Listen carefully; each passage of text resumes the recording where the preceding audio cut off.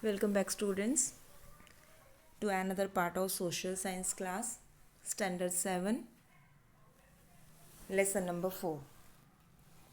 In our previous lesson, in our previous video, we already discussed about the Mughal rules. Who were the Mughals in our country? Who came first in our country? And who attacked first as the Mughal emperor, like Bahadur Shah and some other Mughals ascended to them. So how they established and extension their rule in our country, we are going to read in this chapter. And we already discussed few Mughal emperors like Akbar. Now today we are going to discuss the relations. The topic is relation between the Mughals and the other rulers of our country. When Mughals enter in our country, that time the other rulers were there in our country in the different part of the country. So which type of relations they made with them? When Humayun escaped, Hindu rulers also gave him shelter. Humayun escaped. हमने पढ़ा था हुमायूं के topic में कि Sher Shah Suri wanted to establish his Suri dynasty in our country. Then that time Humayun was there in our country as the Mughal ruler, so he was escaped because he defeated by शेर शाह सूरी. तो शेर शाह सूरी ने उसको हरा दिया था बार बार. then he has to escaped from the area. He has to escaped from Delhi. So that time Hindu rulers of our country, the neighboring states, they gave shelter to him. वहाँ जाके वो छुप गया था, बार बार उसको शेल्टर लेनी पड़ी थी. So it was visible in the character and bring up of Akbar. और उसी टाइम अकबर सामने आया, क्योंकि उसने 15 ईयर्स तक वो सामने नहीं आया. Then during that time Akbar bring up, वो बड़ा हो गया and he became the ruler of country as the Mughal emperor. So he took the help of the Hindu rulers. Then Akbar also took help because he was not so responsible and not experienced ruler. So he took help from the Hindu rulers. When become the throne, जब वो throne पे आया, जब वो राजगद्दी पे बैठा, then he has to taken the help from the other rulers. So he knew that he would not be able to rule in India if he ignored Rajput rulers. उसके आसपास के जितने भी rulers हैं like राजपूत, तो राजपूत से वो अगर relations नहीं करेगा, अगर he ignored them, then he could not succeed in his rule. He will not be able to rule properly over our country. So this way we maintain the relationship with Rajput ruler. So he thought that he has to make the relationship so rulers and win their confidence, and उसका confidence भी जीतना बहुत ज़रूरी है राजपूत का. So those rulers who had not accepted his supremacy had to face him. अब जो लोग उसकी जो rulers, the rulers which are the Rajput rulers in the neighboring states, okay, nearby the Delhi, if they are not accepted his supremacy, अगर वो उसको नहीं supremacy को एक्सेप्ट करते हैं, then had to face him, तो उसके साथ में उनको क्या करना पड़ेगा, बैटल एंड वॉर करना पड़ेगा. The rulers of Sisodia, one of these rulers, the Sisodia was the one ruler of Mewar, did not accept his rule. नहीं उन्होंने एक्सेप्ट किया कि आप हमारे सुप्रीमेसी रूलर हो, आप हमारी कंट्री के रूलर हो, नहीं एक्सेप्ट किया his rule, and many times confrontations with them, और उनके साथ में बहुत टाइम उनका क्या हुआ, confrontation means बीच में battle, not battle but disputes. So they had to face the disputes with them. Tradition of the inheritance. Tradition of inheritance means that time the rulers have the tradition, the different areas had the traditions, the kingdoms had the tradition that their hereditary system was there in their kingdom. Inheritance means the eldest son of the king will be appointed as the next king. Okay, so the king usually appointed the successor of his kingdom. उसके kingdom का जो eldest son होगा, he will be the successor. वो आगे जाकर king बनेगा, फिर उसका बेटा आगे जाकर किंग बनेगा, तो राजा का बेटा ही राजा बनेगा. That was the inheritance. Usually, the eldest son was appointed as a successor during Mughal rule. All the sons got equal share of the empire. This type of hierarchy was implemented during the period of Humayun. After that, rulers conspired for the throne. फिर क्या हुआ, ये जो rulers थे उनको throne से हटा दिया. And the brothers quarrelled. और नॉट ओनली द हेरिटेंस, मतलब जैसे कि हेरिटेंस थे कि उनका बेटा बनेगा, लेकिन किंग का जो ब्रदर होगा, दे स्टार्ट क्वाल्ड कि हमको चाहिए ये throne, not give to the son but we had the equal share. मतलब ब्रदर जो है वो लोग करने लग गए quarrelled for the throne. And whose ever son ascended the whose ever one the ascended throne of the Delhi. और जो जीतेगा वही बनेगा दिल्ली का राजा. मतलब जो ये हेरिटेंस का सिस्टम था वहाँ पे उन लोगों ने क्या कर दिया, उसको कंस्पायर्ड कर दिया कि हम इसको नहीं मानेंगे, हम जो भाई हैं किंग के उनको भी पूरा का पूरा थ्रोन चाहिए. So because of that they start quarrelling with each other. Next, administrative system. What type of government was there, what type of administration was there during the this Mughal period. Subedari system was implemented during the Mughal period. एक तो subedari system जिसमें subedar head होगा. And Akbar divided his kingdom into 15 sections. Kingdom पूरा का पूरा उसका जो kingdom था उसको 15 सेक्शन में उसको डिवाइड कर दिया. And each section was known as the suba. जैसे हमारा एक स्टेट है गुजरात, इसको हमने अगर डिवाइड कर दिया तो बीच बीच में डिस्ट्रिक्ट्स बन गए, और डिस्ट्रिक्ट के बीच में क्या हो जाते हैं, फिर तालुका हो जाते हैं, और तालुका का जब कट करते हैं तो क्या हो जाता है, विलेजेस हो जाता है. तो जब हम किसी चीज़ को डिवाइड करते हैं तो उसका भी एक नाम होता है. State divided into districts, districts in talukas, talukas in villages. ठीक है, वैसे ही that time each section was known as the suba और प्रोविंसेस. प्रोविंसेस स्टेट को ही बोलते हैं. द सब डिवीजन, अब इसका भी आगे का सेक्शन जब उसको और आगे डिवीजन करेंगे, subsection was called the government and subsection of the government was known as the pargana. जैसे हम लास्ट में क्या बोलते हैं, तालुका हो गया, तालुका से विलेजेस, तो उनका क्या होगा सबसे छोटा division, parganas. The head of the pargana was amir. और जैसे हमारा विलेजेस है, then village panchayat, then sarpanch is the head of the village panchayat. In the same manner they appoint a amir for the pargana. He collected, अब वो परगना का जो हेड है क्या करेगा, he collected the revenue.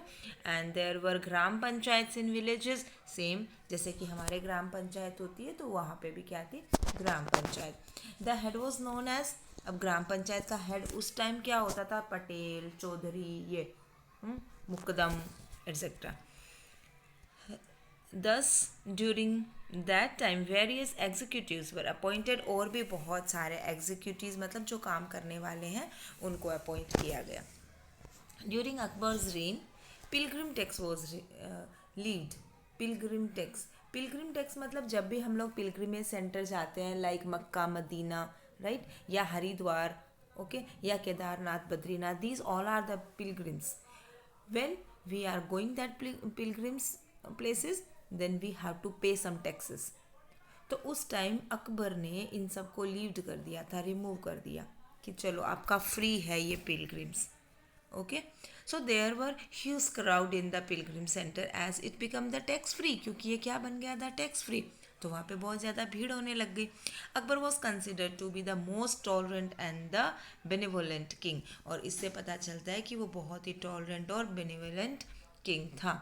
Tolerant मतलब you know that the tolerant means बहुत ही सहनशील इंसान, शांत मन वाला.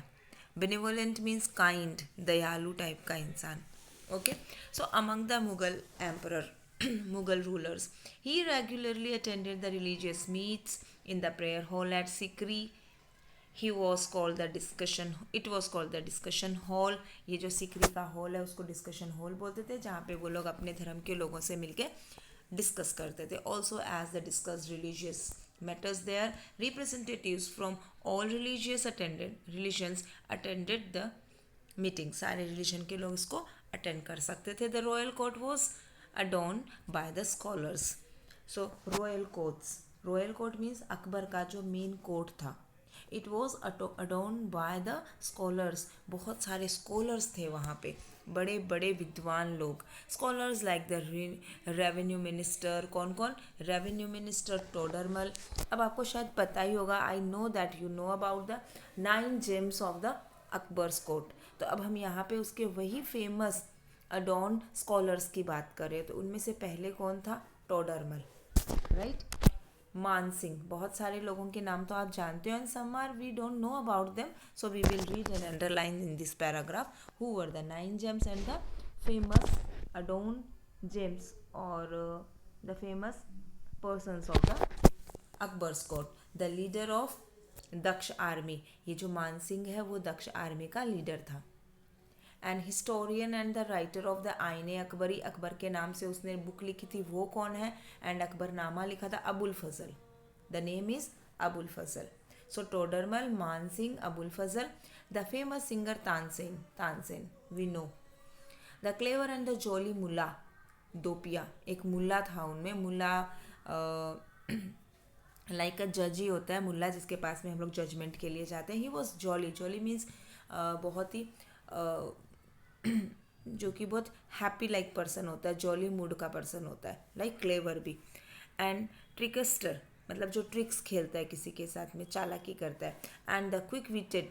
ओके, क्विकली जिसका सोल्यूशन करता है प्रॉब्लम्स का, वो था महेब Das Birbal. Yeah we know him as the name of the Birbal only. हम उसको महेब दास के नाम से नहीं जानते हैं. So Birbal is his name. वो बहुत ही विटेड टाइप का पर्सन था जो कि प्रॉब्लम्स को फटाफट सॉल्व करता था. The famous vaidya physician. Physician मतलब doctor type. Vaidya, okay, Humam उसका vaidya. Renowned means famous poet. Faizi. Faizi एक पोइट भी था, राइटर भी एंड पोइट भी. एंड हिंदी वर्स राइटर, एक राइटर था Abdul Rahim. So these were the 3 names. Renowned names मतलब popular and the famous names were 9 gems of Akbar courts. So this paragraph is very important. Now things to know, some important things we have to know about the court of Akbar. Designation. Designation का मतलब होता है उनका positions. जैसे school होती है, school में भी designations है. Supervisor, vice principal, principal, superintendent. So these are the designation. जैसे कि किसी भी स्ट्रीम में manager, assistant manager. So these are the designations. Post जिसको हम बोलते हैं, पदवी जिसको हम बोलते हैं. During the Mughal period some designation was final.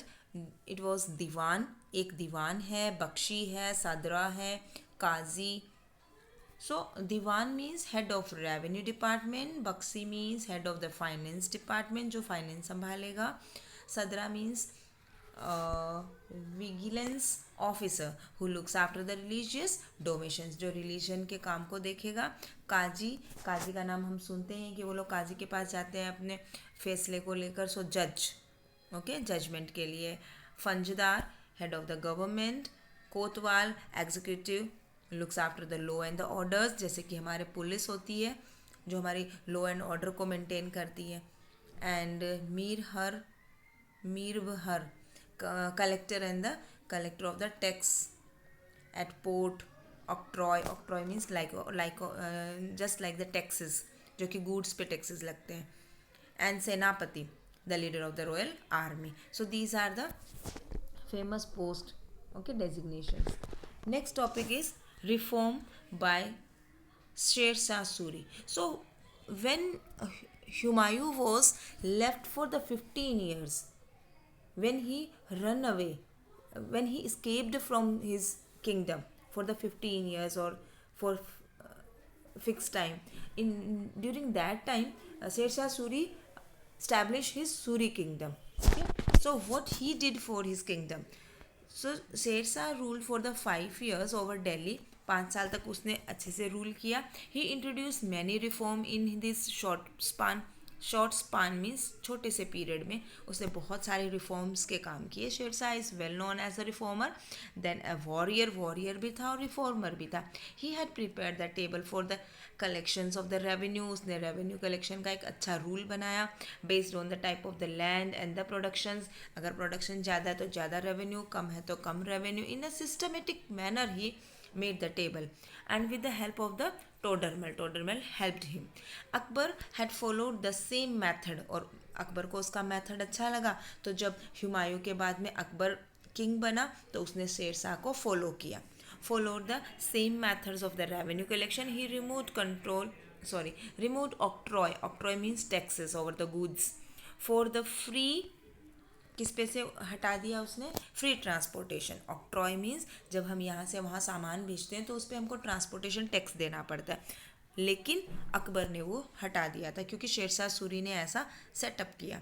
To increase the trade he constructed roads for the convenience of the pedestrian. Pedestrian means पैदल चलने वाले. Okay, the travellers who travel on their foot only. The famous roads were constructed. उसने roads बनाई. कौन सी? The Agra and the Burhanpur, Agra and Mewar, Lahore and Multan. He planted trees on the both side of the roads and he constructed inns and guest houses. इंस means just like the guest houses, जो कि guest house जैसे ही होते हैं जहाँ पर ट्रैवलर्स को food provide किया जाता है, उनको अदर फैसिलिटीज़ दी जाती है. जैसे आपने सुना होगा holiday inn. Inn means facility is given there as a guest house और द जिसको हम रेस्टोरेंट्स बोल देते हैं. Also on the highways he had set up mint houses. Mint houses जहाँ पे कोई चीज़ प्रिंट हो रही है उसको मिंट हाउस बोलते हैं. जैसे हम बोलते हैं ना मिंटेड किए गए कोइंस को मिंट करना, just like that production house. He had set up mint house to mint uniform silver coins. He was very strict about the discipline of the army. So he had strictly ordered the army not to harass the villagers. Army villagers को हरेश करने के लिए नहीं थी, परेशान करने के लिए नहीं थे. And not to destroy the crops while marching. Marching means जब वो लोग परेड करते हैं, मार्च पास करते हैं. So they will not destroy the crops. एक अच्छी आर्मी बनाई. Local police officers was responsible to book the criminal during the period, and Sher Shah himself was very active and he motivated other also by keeping them on their heels. अपने पैरों पे खड़ा होने के लिए motivate किया लोगों को. So these all were the things done by शेर शाह सूरी. अगर शेर शाह सूरी के कुछ अच्छे फंक्शंस हमको पूछे जाएंगे then we will write this all the paragraph. Next topic is Chittor. What happen during that time in the Chittor. Chittor में कौन थे? राजपूत थे. So there was the frequent struggle between Mughals and the Sisodia Rajputs. Chivalrous Sisodia Rajputs were not ready to accept the Mughal supremacy, क्योंकि वो लोग बहुत ही confident लोग थे. उन्होंने एक्सेप्ट नहीं किया मुगल सुप्रीमेसी को. उनका बोलना था कि हम ही सुपीरियर हैं. Sisodia Rajput were superior. So they fought against the Akbar heroically means बहुत बहादुरी से लड़े. Maharana Pratap was specially noted for his bravery. उनमें से एक रूलर कौन था चित्तौड़ का? महाराणा प्रताप, और उसने भी बहुत ब्रेवरी से लड़ाई करी. Among the ruler of the Sisodia dynasty Maharana Pratap was one who fought continuously till the end with Akbar. Continue लड़ता गया. And Akbar wanted to set up his rule in Mewar, but Akbar चाहता था कि मैं उसकी जगह पे मेवाड़ में अपना रूल सेट कर लूँ. For that there was many battles fought between the Mewar and the Delhi. Mewar and the Delhi, there was the battles. Frequently they fought the battles. Among them the battle of the Haldi Ghati. और उनमें से जो एक famous battle था चित्तौड़ का और ये दिल्ली सल्तनत, दिल्ली कौन था? Mughal emperors, is considered to be the most important battle. So important battle was Haldi Ghati battle. Akbar had a well equipped means उसके पास बहुत अच्छे सामान थे लड़ाई करने के. ओके, गन्स, तोप्स, वो सब. Huge army with the modern technology, modern weapons. Cannons जिसको हम कारतूस बोलते हैं. कैनन्स मीन्स तोप. Okay, insufficient number of the artilleries. And where as Maharana Pratap had the advantage of hilly areas. उनके पास सिर्फ क्या थे? हिल्स थे छुपने के लिए. वो छुप छुप के लड़ाई करते थे. एंड चिवेलरस वॉरियर्स, और उनके जो वॉरियर्स थे बहुत ही बहादुर थे chevaliers. And the forest army which was the habituate to fight in the hilly areas. उनके जो फॉरेस्ट के लोग थे, जिसको हम क्या बोलते हैं, tribe peoples, they were also the friend of Maharana Pratap, और उन्होंने बहुत अच्छे से उनका साथ दिया था. In front of the lakhs of the soldiers of the Mughals, only 20 and 22,000 soldiers fought bravely. Mughals में बहुत कम थे ब्रेवली फाउट करने वाले. In the battle of the Haldi Ghati, Maharana Pratap and his horse Chetak, उसका हॉर्स का नाम I think you might know about Chetak, attend the martyrdom, शहीद होना, उन्होंने वो शहीद हो गए. The horse Chetak was trained and Chetak moved according to the wish of Maharana Pratap in the battlefield. When the battle of the Haldigati was at its peak, जो बहुत ज़्यादा पीक पे था, मीन्स एकदम ऊंचाई पे था, Chetak jumped high to reach the litter of elephants, and when Maharana Pratap order, जब उन्होंने ऑर्डर किया, वो एलिफेंट्स के ऊपर टूट पड़ा. One noteworthy incident is that the Maharana Pratap threw spear on सेनापति बट सेव्ड हिम. ओके, उसने, महाराणा प्रताप ने जो फेंका ना स्पीयर, स्पीयर मीन्स अपना भाला जैसा होता है, but saved him. And there was many such incidents, ऐसे बहुत सारे इंसिडेंट हैं जिसमें महाराणा प्रताप को उनके सेनापति ने, उनके चेतक ने उनको सेव्ड किया था. Incidents which were the noteworthy in the battle of the Haldi Ghati. It is believed that Maharana Pratap was injured. One of his leaders had won the crown of Rana Pratap and disgraced the Mughal soldiers. उन्होंने राणा प्रताप का नाम लेके king बन गए और उन्होंने continue अपना distress किया मुगल सोल्जर्स के लिए. His horse Chetak took him away from the battlefield, उसको उठा के दूर ले गया. and many such incidents of the Rana Pratap and Akbar are mentioned in the history. Then continuously Rana Pratap and Akbar fought and they become the incidents historical incidents. आज भी उनको history में याद किया जाता है, उसको हम हिस्टोरिकल इंसिडेंट्स बोलते हैं. Maharana Pratap lost the battle with Akbar but he did not give up. He was steadfast and he wandered in the forest. Lost the battle means वो हार गए थे, बट उन्होंने गिव अप नहीं किया. Okay, and faced many difficulties but did not give up against the Mughals. Rana Pratap again formed army with the help of the Jain trader Bhamashah. अब भामाशाह है वो उनकी हेल्प कर रहा है, who help in financially and again fought against the Mughal. He won all the fort except the Chittor. Chittor को तो हार गए थे लेकिन बाकी सारे फोर्ट उन्होंने जीत लिए. ही वोड till I get back Chittor I will not sleep on bed. उन्होंने बोल दिया था कि जब तक मैं चित्तौड़ को जीत नहीं लेता मैं सोऊंगा नहीं. And keep it till the end, और उन्होंने ये एंड तक कंटिन्यू किया. So this was the Chittor and the heroic battle between the Maharana Pratap and Mughal emperors. So along with this topic our chapter is complete and we will continue our next lesson in the next session. Thank you.